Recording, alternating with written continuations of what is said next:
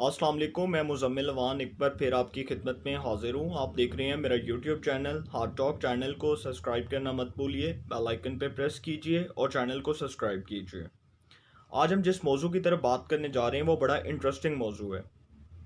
वो फैसल वाडा साहब जो इस वक्त वफाकी वज़ीर हैं आबी वसाइल के, और वज़ीर आज़म इमरान खान साहब के बड़े चहीते कंसीडर किए जाते हैं, बड़े लाडले कंसीडर किए जाते हैं। उनका एक केस चल रहा है इस्लामाबाद हाई कोर्ट में और एक इलेक्शन कमीशन ऑफ पाकिस्तान में। अब इस्लामाबाद हाई कोर्ट में ये जो उनके खिलाफ एक दरख्वास्त दायर की गई थी, ये दो दरख्वास्त गुजार थे। एक मियाँ फैसल निगत साहब और दूसरे कादिर खान मंदोखेल साहब। कादिर खान मंदोखेल साहब जिनका पाकिस्तान पीपल्स पार्टी से ताल्लुक़ है, बड़ा दरीना ताल्लुक़ है, बड़े अहम रहनुमा कंसिडर किए जाते हैं। दोनों दरख्वास्त गुजारों ने अदालत में ये मौक़िफ़ अपनाया दरख्वास्त दायर करते हुए कि जो फैसल वाडा साहब हैं उन्होंने एक तो अमरीकी शरीयत रखी हुई है, लिहाजा उनको नाअहल करार दिया जाए। जो 2018 का उन्होंने इलेक्शन लड़ा कराची से, इस हवाले से एक तो जो उनके नॉमिनेशन पेपर्स हैं वो फेक हैं, और दूसरा उन्होंने अमरीकी शरीयत जो है उसको तर्क नहीं किया। ये दो इल्ज़ामात जो हैं इनके ऊपर बड़े संगीन इल्ज़ामात हैं। जो दरख्वास्त गुजार जिन्होंने अदालत में ये दरख्वास्त दायर की है, उन्होंने अदालत में ये मौक़िफ़ अपनाया। अब फैसल वाडा साहब जो हैं, इस हवाले से अगर मैं बात करना चाहूँ तो मैं ये ज़रूर कहूँगा कि इस्लामाबाद हाई कोर्ट में 16 से 17 जो हैं वो समातें हो चुकी हैं अब तक। ये जो फैसल वाडा नाहली केस चल रहा है, अभी तक फैसल वाडा साहब जो हैं वो अदालत को मुतमिन नहीं कर सके।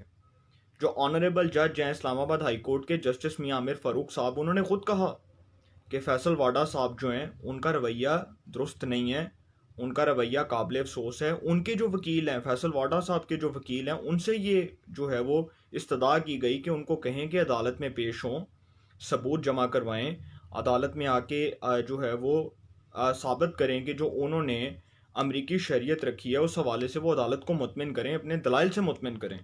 मगर वो फैसल वाडा साहब जो हैं वो हमेशा वही ताखीरी हरबे कि आज मैं नहीं आ सका, आज पार्लियामेंट का जो है वो जॉइंट सेशन है, आज पार्लियामेंट का इजलास है, आज मेरी ये मीटिंग्स हैं, आज मेरी निजी मसरूफियात हैं, आज मेरी तबीयत ठीक नहीं है। तो ये इस हवाले से अदालत को बहुत ज़्यादा तहफ़्फ़ुज़ात हैं। दूसरा, जो इनके खिलाफ इलेक्शन कमीशन ऑफ पाकिस्तान में जो दरख्वास्त दायर की गई है, उस हवाले से इलेक्शन कमीशन ऑफ पाकिस्तान में भी यही जो है इल्ज़ाम लगाया गया कि जो फैसल वाडा साहब हैं उन्होंने अमरीकी शरीयत तर्क नहीं की, लिहाजा उनको डिस्क्वालीफाई किया जाए, उनको नाअहल करार दिया जाए। अब इलेक्शन कमीशन ऑफ पाकिस्तान में जो 3 दरख्वास्त गुजार हैं, एक हैं जी मियाँ आसिफ, दूसरे हैं जी मोहम्मद जवेद खालिद साहब, और तीसरे हैं जी कादिर मंदोखेल साहब। कादिर मंदोखेल साहब वही जिनका मैं पहले जिक्र कर चुका हूँ। अब कादिर मंदोखेल साहब ने इस्लामाबाद हाई कोर्ट में भी दरख्वास्त दायर की और इलेक्शन कमीशन ऑफ पाकिस्तान में भी दरख्वास्त दायर की।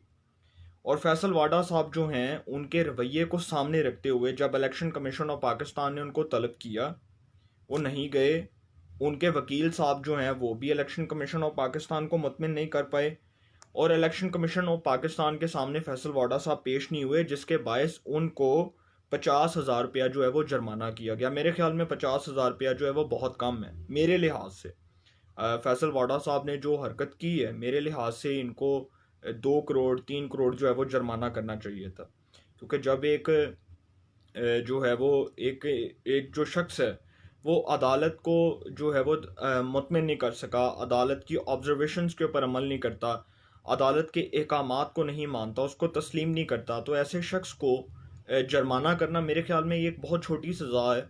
और इसके ऊपर अभी अदालत का ऑनरेबल कोर्ट का, इस्लामाबाद हाई कोर्ट का भी फैसला भी आना है। लेकिन इसमें इलेक्शन कमीशन ऑफ पाकिस्तान का जो कंट्रोवर्शियल रोल है, जो इतनी देर से फैसल वाडा साहब के ख़िलाफ़ जो नाहली केस चल रहा है और उसके ऊपर अभी तक इलेक्शन कमीशन ऑफ पाकिस्तान एक आज़ाद होकर एक इंडिपेंडेंट इदारे के तौर पर एक फ़ैसला ही नहीं कर सका कि जो फैसल वाडा साहब हैं जी उनको नाअहल करार देना है या उनको सज़ा देनी है या कोई भी उनके लिए जो सज़ा है वो तजवीज़ करनी है। इस हवाले से इलेक्शन कमीशन ऑफ पाकिस्तान का जो रोल है इसके ऊपर सवालिया निशान लगा हुआ है।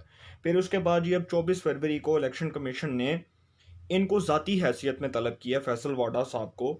और जो कौमी असम्बली के अंदर ये जो शैतानी चाल चली जा रही है ना, फैसल वाडा साहब के हक़ में जो बिल लाया जा रहा है, और ये सिर्फ फैसल वाडा के हक़ में नहीं, ये बहुत से वो जो अरकान असम्बली जिन्होंने दोहरी शरीयत रखी हुई है, उनको बचाने के लिए कि जी हुकूमत के लोगों को एक सॉफ्ट कॉर्नर के जो है वो ज़रिए बचा लिया जाए, उनको एक सेफ़ तरीके से जो है वो बचा लिया जाए, और उनके ख़िलाफ़ कोई इस तरह का कोई प्रोपागेंडा ना हो जाए, कहीं वो नाअहल ना हो जाए।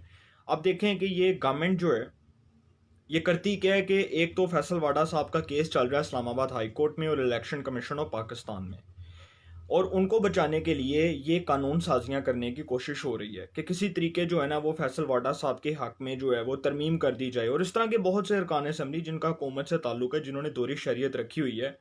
ये तो खैर दोहरी शरीयत तो वैसे ही एक लानत है, क्योंकि जो चीफ जस्टिस ऑफ पाकिस्तान थे, साबका chief justice of Pakistan justice Iftikhar Mohammad Chaudhry, उन्होंने इस हवाले से एक बड़ा अहम फैसला दिया था और उसको बड़ा अप्रिशिएट किया गया था कि कोई भी रुकने पार्लियामेंट जो दोहरी शरीयत रखता है, जो दोहरी शरीयत को तर्क नहीं करता, उसको कानून के मुताबिक, आइन के मुताबिक उसको ना सिर्फ डिसक्वालीफाई किया जाएगा बल्कि उसको सख्त से सख्त सज़ा दी जाएगी। इसके ऊपर chief justice of Pakistan justice Iftikhar Chaudhry का जो तारीखी फैसला उसको पढ़ लें।